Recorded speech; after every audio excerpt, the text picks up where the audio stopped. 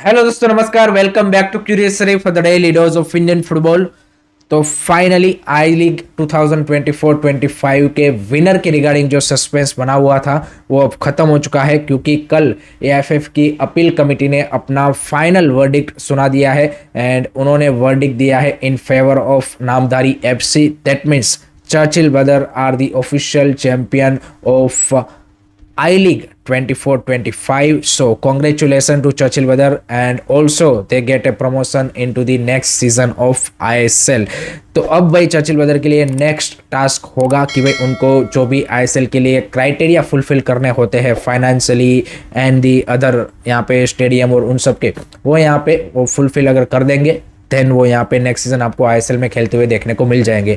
दूसरी साइड यहाँ पे इंटर काशी ने एज एक्सपेक्टेड जैसे ये डिसीजन आया उसके बाद ऑफिशियल स्टेटमेंट जारी किया है, जहाँ पे उन्होंने अपील कमेटी के डिसीजन को रिस्पेक्ट किया है, लेकिन उसी के साथ उन्होंने ये भी अनाउंस किया है कि वो ये अपील कमेटी के डिसीजन को court of arbitration for sports, जो कि इंटरनेशनल लेवल पे स्पोर्टिंग डिस्प्यूट को सुनती है, उसमें यहाँ पे इस डिसीजन को चैलेंज करेंगे एंड वो यहाँ पे वहाँ पे जस्टिस यू कैन से कि हासिल करने की कोशिश करेंगे। अगर हम अपील कमेटी के यहाँ पे इन डिटेल ऑर्डर की बात करें कि भाई कौन से ग्राउंड पे नामधारी के फेवर में डिसीजन दिया, तो उसमें जो मेजर ग्राउंड उन्होंने बनाया है वो ये है कि भाई नामधारी एफसी को यहाँ पे अपनी बात रखने का मौका ही नहीं मिला इन दी डिसिप्लिनरी कमेटी ऑर्डर।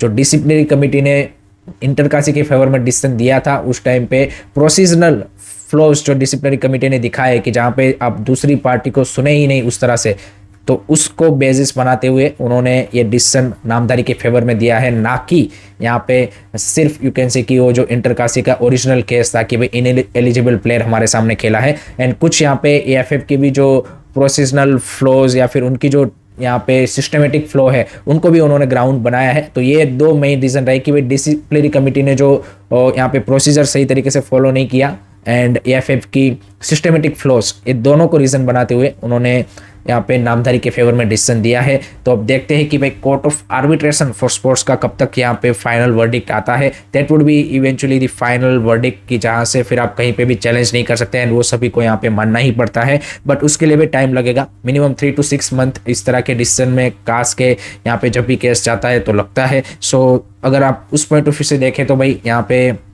हमारी जो नेक्स्ट सीजन आईएसएल अगर होगी तो वो यहाँ पे मोस्ट प्रोबेबली आप मान सकते हैं कि भाई सितंबर में स्टार्ट हो सकती है। तो आई थिंक लेट्स सी उससे पहले क्या डिसीजन आता है या फिर उसके बाद आता है। तो अगर नहीं आता उससे पहले दैट मीन्स कि भाई चर्चिल ब्रदर एलिजिबल होगी खेलने के लिए, एंड अगर उससे पहले आ गया देन अगर इंटरकाशी के फेवर में आया तो फिर चीज़ें भाई बाद में चेंज हो सकती है। बट एक चीज़ जो ये पूरा अभी तक का यहाँ पे ये केस चला है नामधारी वर्सेस इंटरकाशी या फिर ये जो आई लीग चैंपियन का, एक चीज़ मेरे को यहाँ पे अच्छी लगी इंटरकाशी की कि उन्होंने throughout this whole matter एक प्रोफेशनलिज्म दिखाया, एक प्रोफेशनल क्लब की तरह यहाँ पे उन्होंने सारी चीज़ें यहाँ पे आप बोल सकते हैं कि यू कैन से कि एक्ट आउट की। एंड ऑल्सो जिस तरह से उन्होंने सोशल मीडिया और सब जगह पे एज अ क्लब यहाँ पे अपने आप को रिप्रेजेंट किया, that's a great to see. On the Churchill brother यहाँ पे मेरे को एक थोड़ा सा यहाँ पे इगोइज्म या फिर किसी को नीचा दिखाने की यहाँ पे जिस तरह से उनके आप सोशल मीडिया पे पोस्ट सब कुछ उनके यहाँ पे ओनर के स्टेटमेंट और सब कुछ देख लीजिए, इंटरकाशी के कभी भी ओनर या फिर उनके ऑफिशियल का इस तरह का स्टेटमेंट नहीं देखने को मिला।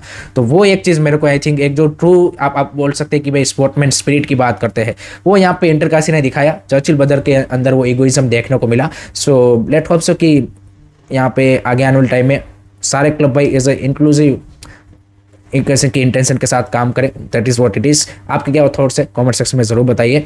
अब बात करते हैं भाई आज से स्टार्ट होने वाले कलिंगा सुपर कप 2025 के बारे में, जहां पे पहला मैच है भाई defending champion East Bengal versus Kerala blaster, big match. And सीधा ही भाई ये नॉकआउट टूर्नामेंट है, तो भाई आज ही हमें पता चल जाएगा कि भाई ईस्ट बंगाल और केरला ब्लास्टर में से किसका सीजन अब ऑफिशियली ये ओवर हो जाएगा। दोनों टीमों के लिए I think this is a very very important tournament because दोनों ही टीमों का भाई आईएसएल एकदम यहाँ पे आप बोल सकते हैं कि मीडियोकर बिलो एवरेज या फिर आप बोल सकते हैं कि काफ़ी फेलियर की तरह गया है। सो दोनों ही टीमें रिडेम्पशन मोड में होंगी कि भाई एटलीस्ट हम एक टाइटल तो जीते हैं। अच्छी अपॉर्चुनिटी है दोनों के पास। अगर आप देखें तो स्कोर काफ़ी अच्छी है। ऑस्कार बुजोन की टीम भी भाई तगड़ी लग रही है, अनवर अली और उन सब की वापसी हो चुकी है, so that's a big boost in the back line. On the other side अगर हम बात करें केला ब्लास्टर की, तो भाई under the new coach of David Catala, let's see how player is gonna react. So I think it's gonna be a close match. रात को 8 बजे मैच खेला जाएगा और इस मैच को आप लाइव देख सकते हो जियो हॉटस्टार के ऊपर। स्टार स्पोर्ट 3 के ऊपर ये मैचेस नहीं आएंगे क्योंकि यहाँ पे ऑफिशियली ये अनाउंसमेंट हुआ है कि जो पूरा सुपर कप है वो जियो हॉटस्टार पे तो आएगा, लेकिन जो क्वार्टर फाइनल से मैचेस है उस टाइम से ही सारे मैचेस स्टार स्पोर्ट 3 में आएंगे, तो उसमें राउंड ऑफ 16 के मैचेस नहीं आएंगे। तो इस तरह से सिनारियो है, तो जियो हॉटस्टार के ऊपर आपको ये मैच देखने को मिल जाएगा। I am expecting a really close match. Let's see यहाँ पे माई prediction for this match is, मेरे को लगता है कि it might go into the penalty shootout. 1-1 kind of मैं ड्रॉ देख रहा हूँ at the 90 minute and then I am seeing a penalty shootout. Let me know guys, आपका क्या प्रेडिक्शन है कमेंट सेक्शन में जरूर बताइएगा।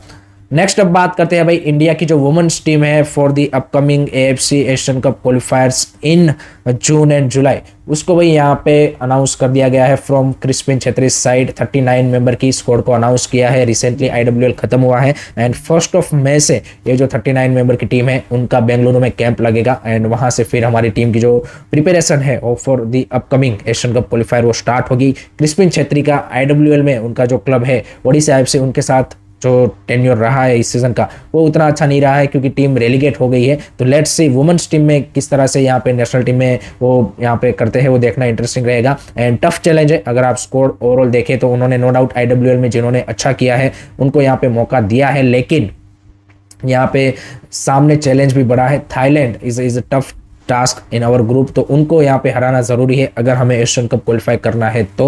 So that is the big task and Thailand के लिए एक बड़ा एडवांटेज है कि होम पे खेल रहे हैं। They called up couple of origin player also, so those are the big challenges for India's women's team. Let's see Crispin Chhetri and हमारी वुमेन्स टीम क्या इस चैलेंजेस को ओवरकम कर पाती है। आपको क्या लगता है गाइस कि क्या इंडिया की women's team Asian cup qualify कर पाएगी? कॉमेंट सेक्शन में जरूर बताइए। नेक्स्ट उसके बाद बात करनी है इंडिया अंडर 19 के बारे में। तो भाई बिबियानो फर्नांडिस ने भी इंडिया की जो यहाँ पे स्क्वाड है फॉर दी अपकमिंग साफ अंडर 19 चैंपियनशिप जो कि 9 मई से अरुणाचल प्रदेश में स्टार्ट हो रही है, तो उसके लिए स्क्वाड अनाउंसमेंट कर दी है। ऑलरेडी हमारी जो इंडिया अंडर 19 टीम है वो बेंगलुरु में कैंप लगा के बैठी है, वहाँ पे ट्रेनिंग कर रही है, प्रैक्टिस कर रही है, बट मैचेस एज सच उनको यहाँ पे एक्सपोजर मैचेस उतने नहीं मिले हैं, सो वो देखना रहेगा। और अगर आप स्कोर देखेंगे तो ये मोस्टली आपके जो इंडिया अंडर 17 वाली लास्ट बैच थी लास्ट ईयर की, उसी के सारे प्लेयर है जो कि 1 साल बड़े होके यहाँ पे इस टीम में आ गए हैं। सो आप यहाँ पे बोल सकते हैं कि इशफाक अहमद की जो टीम थी उसमें से काफ़ी सारे प्लेयरों को यहाँ पे मौका दिया है बिबियानो फर्नांडिस ने एंड लेट्स सी यहाँ पे साफ चैंपियनशिप हमें जीतना ही चाहिए विदाउट ए डाउट। होम पे भी खेल रहे हैं and I think late hope so कि आफ्टर साफ अंडर 18 चैंपियनशिप प्लेयरों को भाई एक्सपोजर मैचेस कंटिन्यूसली मिलते रहे, सो वो काफ़ी ज़्यादा ज़रूरी है। नेक्स्ट उसके बाद भाई अगर हम ट्रांसफर्स की बात करें तो भाई चेन्नई एफसी के लिए एक अच्छी खबर आ रही है कि उनके young Indian 23 year old midfielder Jiteshwar Singh ने भाई कॉन्ट्रैक्ट एक्सटेंशन कर लिया है विथ चेन्नई एफसी। अर्लियर वहाँ पे खबरें ये आ रही थी कि भाई यहाँ जितेश्वर सिंह इस सीजन क्लब को छोड़ के चले जाएंगे क्योंकि उनका कॉन्ट्रैक्ट भी खत्म हो रहा था और फ्री एजेंट जाने की बात थी। वहाँ पे कपल ऑफ ऐसे क्लब इंटरेस्टेड भी थे उनमें, लेकिन इवेंचुअली चेन्नई एफसी ने उनको कन्विंस कर लिया है। So he is staying for another 3 season. But Jiteshwar Singh से मेरे को एक ही कंप्लेन है, अच्छा प्लेयर है, पोटेंशियल है, सब कुछ है, बट जिस तरह से उनकी पोटेंशियल है, एक्सपेक्टेशन है, उस तरह से भाई अभी तक यहाँ पे ISL में उस लेवल की कंसिस्टेंसी हमें नहीं देखने को मिली। सो लेट होप सो आगे आने वाले टाइम में वो हमें देखने को मिले। लास्ट में बात करते हैं आई लीग 2 के बारे में। तो भाई वहाँ पे भी हमें आई लीग 2 का विनर मिल चुका है। डायमंड हार्बर एफसी ने ऑफिशियली कल 1-0 से चनमारी को हरा के यहाँ पे आई लीग 2 अपने नाम कर लिया है and also they get a promotion into the I league of next season. उसी के साथ चनमारी एफसी ने भी यहाँ पे ऑफिशियली नेक्स्ट सीजन के लिए आई लीग में प्रमोशन ले लिया है। सो आई लीग 2 से नेक्स्ट सीजन 2 टीमें हमें यहाँ पे आई लीग में खेलती हुई दिखेगी, एक तो चनमारी एफसी फ्रॉम मिजोरम एंड दूसरी डायमंड हार्बर एफसी। दोनों की स्टोरीज अगर आप देखेंगे एज अ क्लब तो आई थिंक काफ़ी बढ़िया रही है। डायमंड हार्बर 3 साल में हमने देखा जिस तरह से कोलकाता फुटबॉल लीग से सीधा ही भाई आई लीग तक की journey and Chanmari FC from Mizoram, I think उनकी भी जिस तरह की ब्रांड ऑफ फुटबॉल और जिस तरह की जर्नी रही है, it's a commendable job. So congratulation to both the clubs. So that's it from my side guys regarding today's Indian football news. I hope कि आपको पसंद आया होगा। Keep supporting Indian football. Don't forget to like, share, subscribe. जय हिंद, जय भारत।